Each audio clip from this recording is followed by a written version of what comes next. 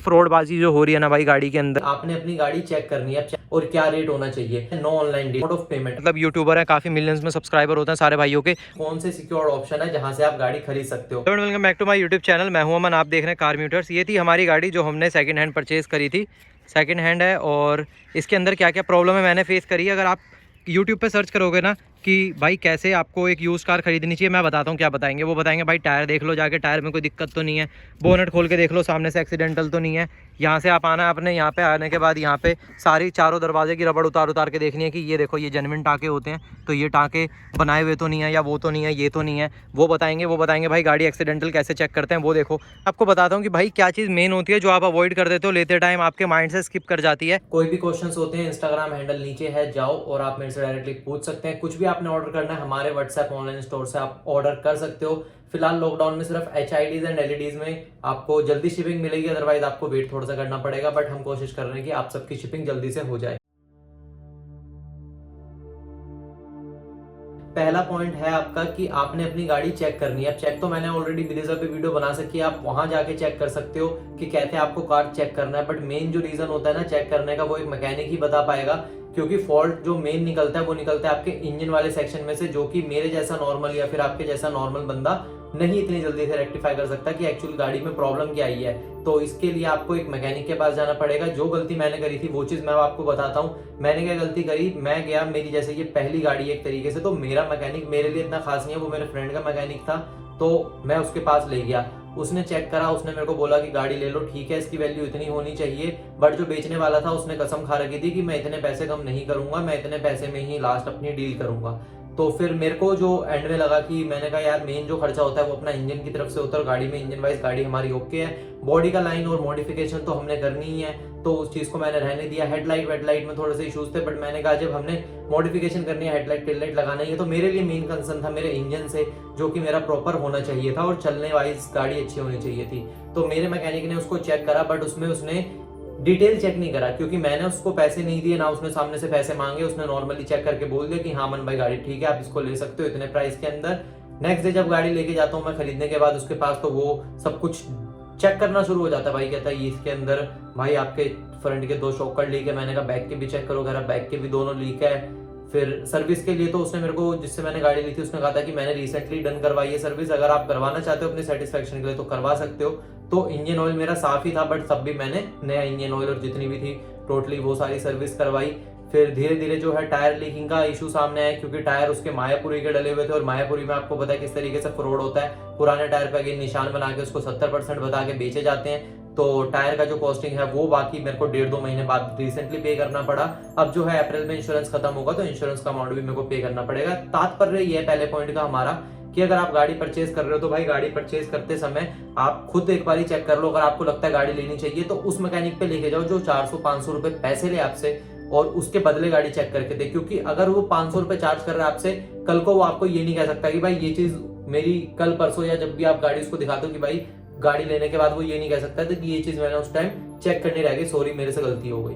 तो ये चीज के लिए हमेशा पे करो चेक करने के लिए, और इस मैकेनिक से चाहे अननोन से कराओ, बट उसको बोलो कि भाई मैं तेरे को इस चीज के लिए पे करूंगा, और ये गाड़ी तू ढंग से चेक करके बता कि गाड़ी में क्या क्या कमियां है और क्या रेट होना चाहिए। मैकेनिक जो रेट बताएगा उससे 10-15 हजार रुपए फालतू ही आपको देने पड़ेंगे, क्योंकि मैकेनिक अपने रेट बताते हैं खरीदने वाले, क्योंकि उनको रीसेल भी करनी होती है। बट आपको आपकी गाड़ी अपने पास रखनी है, तो अगर आप मैकेनिक के बताए हुए रेट से 10,000-12,000 रुपए फालतू दे रहे हो तो वो चीज दे सकते हो, क्योंकि आप अपने पर्सनल यूज के ले रहे हो और वो अपना बिजनेस माइंड से आपको रेट बता रहा है। नो ऑनलाइन डील, आप कहीं पे भी ऐड देखते हो, चाहे फेसबुक हो, चाहे OLX हो, चाहे क्विकर हो, पहले चलता था, पता नहीं चलता ही नहीं चलता। तो आप अगर कहीं पे भी ऐड देख रहे हो, आपने कभी भी अपना ट्रांसफर अमाउंट नहीं करना। चाहे वो आपको बोले कि भाई एडवांस दे दो, गाड़ी में बेचने वाला हूँ, कुछ करने, कुछ एडवांस दे दो ताकि मैं गाड़ी आपके लिए रोक लूँ, मैं आर्मी से हूँ, ये हूँ वो हूँ, तो ट्रस्ट कर लो। बिल्कुल ट्रस्ट नहीं करना भाई इस केस के अंदर आपने, और आपने उसको ऑनलाइन कोई भी पैसे ट्रांसफर नहीं करना जब तक आप अपनी गाड़ी देख के डील फाइनलाइज नहीं कर लेते। मोड ऑफ पेमेंट, अब मोड ऑफ पेमेंट मैंने कैसे करी थी, मैंने उसको 90% अमाउंट दिया था बैंक ट्रांसफर के थ्रू, यानी कि मैंने फोन पे, गूगल पे, बैंक ट्रांसफर, ये सब कुछ करके 90% अमाउंट दिया था। 10% अमाउंट उसने मेरे को कहा था कि भाई मैं कैश में ही लूंगा। अब ये देने का रीजन मैं कैसे बता रहा हूँ, इनकेस अगर आप किसी डीलर से परचेज करते हैं गाड़ी, या फिर आप किसी बंदे से ही परचेज करते हैं जो कि इंडिविजुअल कोई पर्सन है, बिजनेस एंटिटी नहीं है, तो उस केस में क्या होता है, कल को अगर आपके साथ कोई फ्रॉड होता है तो आप इजीली अपना अमाउंट रिकवर कर सकते हो, जिसके लिए आपको रिकवरी के लिए सूट फाइल करना पड़ेगा ऑब्वियसली कोर्ट के अंदर। बट उसके बाद आपके पास प्रूफ रहेगा कि हाँ भाई इतने पैसे मैंने इसको दिए थे और इतने पैसे मैंने कैश दिए थे। अब कैश का कोई रिकॉर्ड नहीं होता, बाकी अगर आप एटीएम से निकालते हो तो हो सकता है कि उसका रिकॉर्ड भी हो और वो चीज भी आप रिकवर कर पाओ। इन केस आप एटीएम से नहीं निकालते और उसका कोई रिकॉर्ड नहीं आपके पास, तब भी कहीं ना कहीं जब जजमेंट आएगी केस की तो उसके अंदर आपके तरफ ही, आपके फेवर में ही जजमेंट आएगी कि आपको इतने पैसे जो आपने दिए थे वो आपको मिलने चाहिए और गाड़ी बंदे के पास वापस जाएगी ऑब्वियसली। तो पेमेंट का मोड जो है कोशिश करो जितना ज्यादा आप उसको बैंक ट्रांसफर या ऑनलाइन के थ्रू या फिर कोई पेमेंट जो कि सिक्योर्ड वे में हो तो उसके अकॉर्डिंगली आप दे सकते हैं। इसी के साथ हमारा फोर्थ पॉइंट आ जाता है चेकलिस्ट। चेकलिस्ट आपने एक बना लेनी है अपनी कि जब मैं लेने जा रहा हूं तो मैंने क्या क्या चेक करनी है। सबसे पहले आप अपनी प्रायोरिटीज लिखो, जैसे मेरे लिए engine, clutch plate, gear box, चलने में गाड़ी कैसी है, टायर कितने बचे हुए हैं, अलॉयज है उसमें नहीं है, सस्पेंशन कैसा है। तो सबसे पहले अपनी प्रायोरिटीज डाल दो। किसी के लिए बॉडी हो सकती है, पेंट हो सकता है, किसी के लिए इंटीरियर हो सकता है। लग्जरी कार के अंदर गाड़ी के सेंसर काफी ज्यादा इंपॉर्टेंट होते हैं क्योंकि उसके सेंसर ही इतने कॉस्ट कर जाते हैं कि आप एक नई गाड़ी ले सकते हो नॉर्मल वाली। तो चेकलिस्ट आपने अपने हिसाब से बनानी है, जिसके अंदर आप एक चेकलिस्ट बनाना, उसकी 4-5 फोटोकॉपी करवा लेना और 4-5 गाड़ी लेने जाओगे तो वहां पे आप हर चीज के बारे में लिख सकते हो। घर पे आके चेक कर सकते हो कि हाँ इस गाड़ी में ये प्रॉब्लम थी, इसमें ये थी, इसमें ये सही है। तो एक कंपैरिजन आपके लिए सामने खुल जाएगा और वहां से आप जो है गाड़ी को फाइनलाइज करके अपने घर पे ला सकते हो। इंजन में तो कोई प्रॉब्लम नहीं है, उसको चेक करने का सबसे ज़्यादा अच्छा तरीका होता है कि ये जो हमारे नट होते हैं ना, इस पे जब हम इसको खोलते हैं इंजन को तो यहाँ पे ना स्पैनर के रिंग मार्क आ जाते हैं। तो इस पे देख पाओगे कि इस पे नहीं है तो इसका मतलब नहीं खुला है। ये तो चलो हमारी मिडिल सेगमेंट की गाड़ी है तो आप इसमें ये देख के बता सकते हो, मैकेनिक देख के बता सकता है इंजन खुला है कि नहीं खुला। लेकिन हमारी जो लग्जरी कार होती है उसके अंदर मैकेनिक तक नहीं बता पाते कि भाई गाड़ी में काम हुआ है कि नहीं हुआ। अगली चीज़ आती है भाई, अगर डीजल इंजन है ये आपका फ्यूल चेक करने वाला होता है। आपने गाड़ी चलानी है, जैसे ऑलमोस्ट हम 10 किलोमीटर अभी चला चुके हैं, तो आपने इसके ऊपर आगे से किसी को कहना है कि भाई एक्सेलरेटर दे और इसमें से आपने देखना है धुआं तो नहीं आ रहा या फिर ऑयल तो नहीं फेंक रहा है, कुछ नहीं फेंक रहा। अगर नहीं फेंक रहा तो इसका मतलब है इंजन की जो रिंग की कंडीशन है और आपके पिस्टन की कंडीशन है वो आपकी ठीक है। चीज़ फटी हुई थी तो ये चीज़ जो है मैंने नया बॉक्स लगवाया इसके अंदर। और उसके बाद आपने छोटी मोटी चीज़ें चेक करनी है कि इंजन में कोई डिफरेंट तरीके की आवाज़ तो नहीं है। अगर आपका इंजन सही कंडीशन में है तो आप गाड़ी को एक बार रिकमेंड भी कर सकते हो अपने लिए कि हाँ मेरे को ले लेनी चाहिए, क्योंकि बाकी चीज़ें सीट कवर हो गए आपके, या फिर गाड़ी की बात करें कि एक्सीडेंटल हो गई, कहीं से आपका पेंट हट रहा है, वो चीज़ हो गई, तो वो चीज़ जो है आपकी रिपेयरेबल होती है, इसमें ज़्यादा कॉस्टिंग आपकी नहीं आती। लेकिन अगर एक बारी आपके इंजन ने काम मांग लिया तो लगा लो कि आपका इंजन मरता भी 35-40 हज़ार 50 हज़ार रुपये इन गाड़ियों का लेकर जाएगा। और अगर आपके पास महंगी गाड़ी है, कोई आपने लग्जरी कार खरीद ली, BMW या फिर अपनी ऑडी या उसमें से कोई यूज्ड कार, महिंद्रा की गाड़ी, बड़ी गाड़ी है ना, XUV हो गई, कम से कम भाई लाख रुपए लेके जाएगी। स्कोडा की गाड़ी कम से कम लाख रुपए लेके जाएगी अगर इंजन ने काम मांग लिया। लोग कहते हैं भाई पेंट देखो, बॉडी लाइन की कंडीशन देखो, ये देखो वो देखो। मैं कहता हूँ भाई पेंट तो आपकी 20 हज़ार में हो जाएगी, इस तरीके की गाड़ी, बड़ी गाड़ी 30-40 हज़ार रुपये में हो जाएगी। लेकिन अगर इसने काम मांगना शुरू करा ना तो गाड़ी में हमेशा परेशान रहोगे। जबकि मैंने इसके अंदर सारी चीज़ें सॉर्ट करी है, मेरे को पता है कैसे सॉर्ट करी है मैंने। खड़े हो के 6-6 घंटे खड़े हो के छोटी मोटी चीज़, एक्सल की दिक्कत, ये दिक्कत वो दिक्कत, टोटल स्पेंडिंग जो आपकी होगी। सबसे पहले तो आपने जब गाड़ी परचेज़ कर रहे हो तो आप हमेशा एक चीज़ देख लो कि गाड़ी की प्राइस क्या मांग रहा है वो। उसके बाद हमेशा अपने दिमाग में एक चीज़ रखना, गाड़ी अगर 50-60 हज़ार किलोमीटर चली हुई है, शॉकर चारों चेंज करवाने ही पड़ेंगे आपको। अगर गाड़ी दिल्ली की चली हुई है, क्योंकि दिल्ली में रोड नहीं है, यहाँ पे भी देख पाओगे भाई उधर कैसे टूटा फूटा पड़ा है, जबकि यहाँ तो गाड़ियाँ भी नहीं चलती, तो यहाँ पे शॉकर आपको चेंज करवाने ही पड़ेंगे। अगर आप मारुति के अलावा कोई गाड़ी ले रहे हो, मारुति की है तो 80 to 90,000 किलोमीटर उसके जो है शॉकर ईजिली चल जाते हैं। उसके बाद आपके टायर का खर्चा, ये खुश है भाई मारुति वाला भाई हमारा, तो उसके बाद भाई अपना टायर का खर्चा। अगर आप 50 हज़ार किलोमीटर, 50 छोड़ो 40 हज़ार किलोमीटर चली हुई भी पुरानी गाड़ी ले रहे हो ना, तो भी टायर आपको चेंज करवाना ही पड़ेगा। टायर की कॉस्टिंग मेरे को आई 9,500 रुपये, शॉकर की कॉस्टिंग आई मेरे को 9,500 रुपये, और उसके अलावा मेरी एक्सल की कॉस्टिंग आई मेरे को 5,000 रुपये। इसकी मेजर सर्विस करवाई मैंने, मेजर सर्विस में अपना कूलेंट चेंज, ये पूरा अपना रेडिएटर खाली करके वो चेंज, उसकी वॉशिंग, उसके बाद हमारा कूलेंट चेंज हो गया, अपना स्टीयरिंग का ये oil change, brake oil change आगे पीछे से पूरा, तो ये सब मैंने करवाया उसके अंदर। तो इसके अंदर जो टोटल खर्चा आया था 5-5.5 हज़ार रुपये। अब जो मेरा सर्विस का खर्चा आएगा, कैस्ट्रॉल मैग्नेटिक ऑयल अपना 1480 रुपये का डलेगा इसके अंदर। अपना एयर फिल्टर डलेगा, ये एयर फिल्टर अपना आ जाता है शायद 550-600 रुपये का, जेन्युइन शेवरलेट का। और ऑयल फिल्टर जो हमारा लगता है गैस, इधर किधर लगाया था मैंने, वो लगा हुआ ब्लू कलर का देख पाओगे, ये भी मेरा जेन्युइन पार्ट है, वहाँ से देख पाओगे। तो ये हमने लगवाया था ऑयल फिल्टर मेरा शायद 550 रुपये का। तो अब जो सर्विस होगी ना इसकी 2500 रुपये या 3000 रुपये में इसकी सर्विस बिल्कुल डन हो जाएगी अच्छे तरीके से, उसमें आपका खर्चा नहीं आएगा। बम्पर जो था ना उसने पेंच मार के पुट्टी चढ़ा रखी थी, अब हेडलाइट खोलने के लिए हमको इसको तोड़ना पड़ा, तो उसके लिए जो है मैं नया बम्पर लाऊंगा और नए बम्पर को फिर रीडिज़ाइन भी करना है, फैब्रिकेट करवाना है, तो उसके लिए मैंने इसको एज इट इज़ छोड़ दिया। बहुत लोग पूछ रहे थे कि अमन भाई क्या हो रखा है ये, तो ये हो रखा है। टायर स्टिकर की वीडियो चैनल पे है, वो आप देख सकते हो। टायर का खर्चा मैंने बता दिया। अलॉयज़ अगर आप ले रहे हो ना तो ये देखो इस पर तो बेशक प्लैटी लिखा हुआ है, जबकि ये प्लैटी की कॉपी भी नहीं है, खाली इसमें बीच में कैप दबा रखी है। ये मायापुरी के अलॉयज़ हैं जो कि एक्सीडेंटल अलॉयज़ होते हैं, बट अभी तक मेरी गाड़ी में ठीक चल रहे हैं, तो मैंने चेंज करवाना सही नहीं समझा। बाकी जिस दिन ये चलना बंद हो जाएंगे उस दिन जो है मैं इसको चेंज करवा दूंगा, बट अभी तक मेरे को कोई प्रॉब्लम नहीं है। इसमें बैलेंसिंग और अलाइनमेंट हमने करवा रखी है, उसके हमने एक्स्ट्रा 600 रुपये खर्च करे थे। तो आपको क्या खर्चा इसके ऊपर करना पड़ेगा, फॉर एग्जांपल मैं मान लेता हूँ आपको गाड़ी मिल रही है 1 लाख रुपए की, तो उसके ऊपर आपने अपना जो खर्चा सोचना है 10,000 रुपये सस्पेंशन, 10,000 रुपये टायर, 5,000 रुपये सीट कवर, ये हमारे हो गए 25,000। आपको मोटा मोटा 30-35 हज़ार रुपये पुरानी गाड़ी पे खर्चा करना ही पड़ेगा, तो उसी हिसाब से गाड़ी परचेज़ करना। अगर आपका बजट 2 लाख रुपए का गाड़ी लेने के लिए, तो आप कोशिश करना कि 1.5-1.60 में आपको मिल जाए, ताकि आप 35-40 हज़ार रुपये ईजिली उसके ऊपर खर्च कर पाओ। मतलब यूट्यूबर हैं, काफ़ी मिलियंस में सब्सक्राइबर होते हैं सारे भाइयों के, वो आपको एक पॉइंट बताना भूल जाते हैं, वो आपको गाड़ी तो दिखाते हैं पुरानी, ये देखो भाई इतने मॉडल गाड़ी है, इतने पैसों में मिल रही है, कहीं नहीं मिलेगी, ले लो। आपने भी ऐसी वीडियो यूट्यूब पे देखी होगी, लेकिन कभी भी आप जब लेने जाओगे ना तो सबसे पहले पूछ लेना कि भाई पेपर्स, इसके पेपर्स आपके पास हैं सारे, वो कहेंगे है। आप पूछोगे इंश्योरेंस है, कहेगा इंश्योरेंस रेडी है, ये नहीं बोलेगा इंश्योरेंस वैलिड है, कहेगा इंश्योरेंस रेडी है। तो इसका हमेशा ध्यान रखना, इंश्योरेंस रेडी है का मतलब ये नहीं होता इंश्योरेंस आपका वैलिड है, उसके अंदर ये भी मतलब हो सकता है इंश्योरेंस रेडी है कि खाली पेपर है मेरे पास, जिससे मैंने गाड़ी खरीदी वो पेपर देके गया, चाहे वैलिड हो चाहे ना हो, तो वो आपका एडिशनल खर्चा। जबकि इसका इंश्योरेंस था थर्ड पार्टी हो रखा हुआ,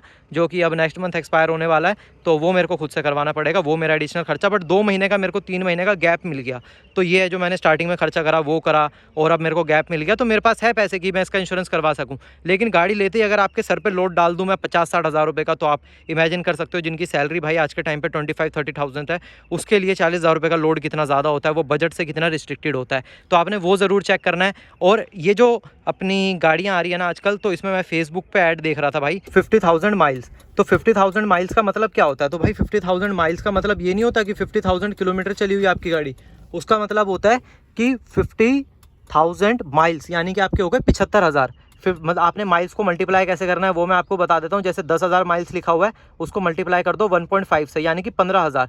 50,000 माइल्स आपके हो गए 75,000, अगर उसको 1.5 से मैं मल्टीप्लाई करूंगा। तो माइल्स देख रहे हो या किलोमीटर देख रहे हो, इंडिया में रहते हो भाई, किलोमीटर के हिसाब से गाड़ी खरीदो, माइल्स देख के मत खरीदो। कभी भी एक्साइटेड नहीं होना आप जब गाड़ी लेने जा रहे हो, क्योंकि जब भी आप एक्साइटेड होगे ना आपको फटका पड़ेगा। डीलर या तो प्राइस कम नहीं करेगा या फिर आपको ऐसी चीज चिपका देगा कि आपको उसके बारे में पता ही नहीं होगा। कितनी चली हुई है, तू तो माइल्स देख के खरीद लेगा कि 35,000 है, मैं तो 100 किलोमीटर का सोचूंगा। हाँ, तू तो गाड़ी में बैठेगा, फिर तू कहेगा गाड़ी ये चली हुई, कहेगा भाई साहब हमने तो माइल्स बोली थी, ये लफड़ा हो जाता है। अगली चीज आपने चेक करनी है भाई, गाड़ी कम से कम 15-20 किलोमीटर चलाओ। बेशक वो बोले कि भाई गाड़ी में पेट्रोल नहीं है, पेट्रोल पंप लेके जाओ, अगर आपने गाड़ी लेनी है पेट्रोल डलवाओ और चेक करो। जो ये गियर बॉक्स का इशू होता है ना, ये गियर बॉक्स का इशू भी होता है कभी कभी, और कभी कभी इशू होता है ऊपर के इसका सिस्टम का। मैं आपको दिखा देता हूँ, कॉकरोच नहीं है यार, वो मैंने ग्रीस लगा रखी है। तो एक तो अपना गियर बॉक्स होता है जो इसके नीचे होता है, और ये होता है अपना, इसको क्या कहते हैं डब्बे को मेरे को पता नहीं है, बाकी डब्बा 6-6.5 हज़ार रुपये का आता है। ये इतना डब्बा होता है, ये अपना प्लास्टिक का, ये जो अंदर पूरा मैकेनिज्म देख रहे हो ना ये होता है। अब देखो इसमें इशू क्या है, देखो ये इसमें ना प्ले आ रखी है हल्की सी, ये प्ले कैसे दिखाऊँ आपको, ये देखो प्ले आ रखी है। तो इस प्ले से क्या होता है कि जितने पीछे के गियर होते हैं ना आपके, ये देखो ये पीछे वाले अभी तो सही चल रहे हैं क्योंकि मैंने इसमें ग्रीसिंग कर रखी है। बाकी इसमें जो है प्रॉब्लम आ जाती है, अगर आप इसमें ग्रीसिंग आपकी सूख गई हो, उसके बाद इसके अंदर हाथ रख के जब भी आपकी गाड़ी ड्राइव होती है ना, तो ये हमेशा ऐसे झूलता रहता है, हल्का हल्का झूलता है, आपको इतना पता नहीं चलता। बट उससे क्या होता है कि आपके यहाँ पे ना प्ले आ जाती है, देखो आगे पीछे की प्ले दिख रही होगी आपको, और ये अपना राइट लेफ्ट की प्ले, तो इस प्ले से भी दिक्कत आती है। और अगर गियर बॉक्स का इशू होगा तो भाई 10-15 किलोमीटर मतलब 20 किलोमीटर चलाए बिना आप गियर बॉक्स का इशू नहीं समझ पाओगे। गियर की स्मूथनिंग कैसे है, मैंने एक्सीलेटर वायर और अपना ये क्लच वायर दोनों ही चेंज करवा रखे हैं गाड़ी के अंदर, दोनों जेन्युइन पार्ट जीएम के डलवा रखे हैं मैंने, जनरल मोटर्स के। मतलब मैंने जो है दिल खोल के गाड़ी पे पैसा खर्च करा है। और आज के टाइम पे भाई गाड़ी ऐसी चलती है ना कि गाड़ी को आप भाई आंख बंद करके कहीं भी ले जाओ, ना तेल चेक करना ना पानी चेक करना है, कहीं भी ले जाओ, कहीं भी ट्रिप बना सकते हैं। अभी लॉकडाउन है तो ट्रिप नहीं बना रहा।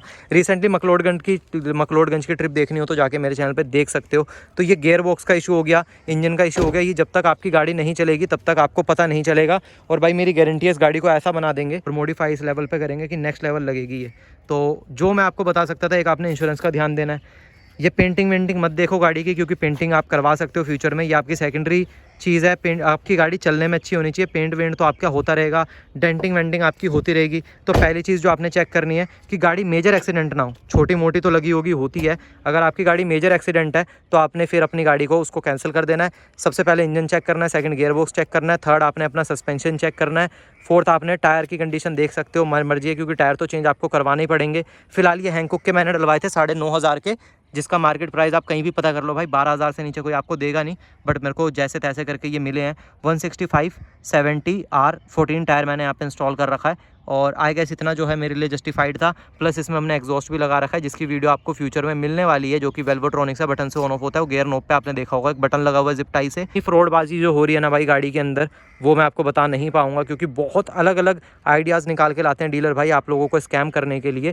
जितने मैं आपको बेसिकली इस वीडियो में बता सकता था बताया है। और जो मैं पहले स्टार्टिंग में पॉइंट बता रहा था ना, रबड़ चेक, ये जो बेसिक चेक होता है, वो बेसिक चेक की वीडियो मैं आई बटन में डाल दूंगा। मैंने ब्रीजा के साथ बना रखी है कि बेसिक चेक कैसे करना है आपने, गाड़ी एक्सीडेंटल है कि नहीं, तो वो जाके वीडियो आप देख सकते हो लेने के लिए। ये वीडियो देखने के बाद आपको इतना आइडिया तो लग गया होगा कि भाई गाड़ी किस तरीके से लेनी है, नहीं लेनी। मैंने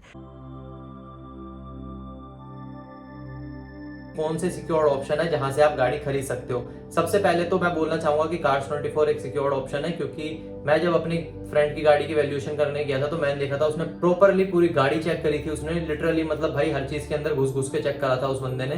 तो चेकिंग वाइज उनका एक पॉइंट तो जो आपको चेक करना है वो कवर हो गया। सेकंड पॉइंट ये है कि उसके अंदर आपको फ्री आरसी ट्रांसफर का ऑप्शन मिल जाता है, जिसकी सारी सिरदर्दी Cars24 वालों को लेनी है। पेपर वर्क से सब कुछ होके मिलेगा आपको उनके पास से। प्लस गाड़ी की पूरी एक उन्होंने फाइल बना रखी होती है, उस फाइल को आप इजीली चेक कर सकते हो कि गाड़ी में क्या दिक्कत है या नहीं है। तो मेरे हिसाब से फर्स्ट प्रायोरिटी आप Cars24 को ले सकते हो। जिसका नेगेटिव पॉइंट भी एक है कि वो जब मैं गाड़ी बेचने गया तो उसने मेरे को मार्केट से अच्छी वैल्यू दी। तो जब आप खरीदने जाओगे तो ऑब्वियसली वो 5,45,00,000 की गाड़ी आपको 5 लाख में तो मिल नहीं जाएगी। वो गाड़ी आपको मिलेगी 5,65 की, 5,70 की, उनका मार्जिन, और उसके बाद जो प्रोसेसिंग फीस और सारी चीजें होती है वो चीज इंक्लूड करके। तो जो गाड़ी आपको मिलनी चाहिए थी वो हल्की सी महंगी पड़ जाएगी आपको थोड़ी सी। तो ये इसका एक नेगेटिव पॉइंट है। बाकी अगर आप टेंशन फ्री होना चाहते हो और आपको जो बड़ा अमाउंट नहीं लगता ये कि हाँ चल 15,000 रुपए 20,000 रुपए हम ऊपर दे सकते हैं गाड़ी के ऊपर, क्योंकि डीलर भी ज्यादा मार्जिन रखते हैं। अगर आप डायरेक्ट पर्सन से नहीं ले रहे तो डीलर से लेने से अच्छा तो Cars24 से ले लो, ज्यादा अच्छा ऑप्शन है। सेकंड ऑप्शन आता है भाई एड्स के थ्रू ले सकते हो, जो कि आपका OLX और फेसबुक पे धड़ल्ले से चल रहा है, तो वहां से जाके ले सकते हो। बस ध्यान रखना किसी को पैसे ट्रांसफर नहीं करने जब तक आप गाड़ी नहीं देख लेते, फाइनलाइज नहीं कर लेते, क्योंकि रिटर्न कोई पैसे आपको करेगा नहीं एक बार आपने दे दिए तो ये चीज आप हमेशा ध्यान में रखना। और डीलर के पास जा रहे हो तो कभी डीलर के मैकेनिक से चेक मत करवाना, अपने मैकेनिक से चेक करवाना। और फर्स्ट पॉइंट जो मैंने बताया था, पैसे दे के चेक करवाना, ताकि वो अच्छे से चेक करके दे और कल को वो ये ना बोल सके कि मैंने पैसे तो लिए लेकिन काम ईमानदारी से नहीं करा। तो इस पॉइंट को आपने जरूर ध्यान में रखना है। OLX पे से लेते हो, फेसबुक के ऐड पे से लेते हो, कहीं से भी लेते हो, आप जाके विजिट करो और बिल्कुल माइंड खोल के जाना है, क्योंकि भाई फ्रॉड बहुत ज्यादा होते हैं सेकंड हैंड यूज कार की लाइन के अंदर। तो ये ज्यादा आपने ध्यान में देना है। और जितने पॉइंट्स मैंने वीडियो में बताए एक बार नोट डाउन कर लेना, चेकलिस्ट बना लेना, उसके बाद ही गाड़ी लेने जाना। होपफुली ये इन्फॉर्मेटिव वीडियो आपको पसंद आई होगी। ऐसी और इन्फॉर्मेटिव वीडियो देखने के लिए आप मेरा चैनल सब्सक्राइब कर सकते हैं, वीडियो को लाइक कर देना ताकि और भाइयों तक जो कि पुरानी गाड़ी को लेने का प्लान कर रहे हैं उन तक ये वीडियो पहुंच सके। मैं मिलता हूं आपसे नेक्स्ट वाली वीडियो में।